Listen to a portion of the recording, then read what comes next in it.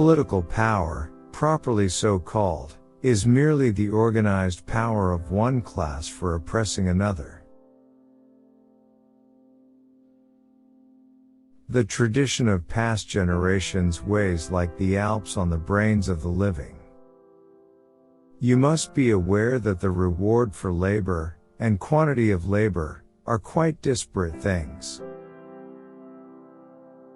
If you love without evoking love in return, if through the vital expression of yourself as a loving person you fail to become a loved person, then your love is impotent, it is a misfortune. Education is free. Freedom of education shall be enjoyed under the condition fixed by law and under the supreme control of the state.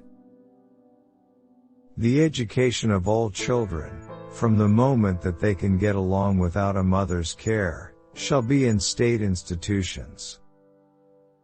Labor in the white skin can never free itself as long as labor in the black skin is branded. Then the world will be for the common people, and the sounds of happiness will reach the deepest springs. Ah! Come! People of every land, how can you not be roused? Capitalism, teach a man to fish, but the fish he catches aren't his. They belong to the person paying him to fish, and if he's lucky, he might get paid enough to buy a few fish for himself. Society does not consist of individuals, but expresses the sum of interrelations, the relations within which these individuals stand. Religion is the sigh of the oppressed creature, the heart of a heartless world and the soul of soulless conditions. It is the opium of the people. There is no royal road to science, and only those who do not dread the fatiguing climb of its steep paths have a chance of gaining its luminous summits. Religion is the impotence of the human mind to deal with occurrences it cannot understand.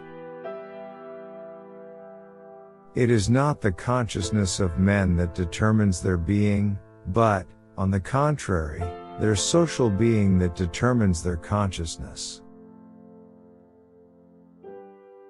Perseus wore a magic cap down over his eyes and ears as a make-believe that there are no monsters.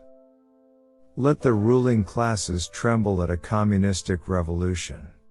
The proletarians have nothing to lose but their chains. They have a world to win. Working men of all countries unite. Hegel remarks somewhere that all great, world historical facts and personages occur, as it were, twice. He has forgotten to add, the first time as tragedy, the second as farce. The philosophers have only interpreted the world, in various ways. The point, however, is to change it.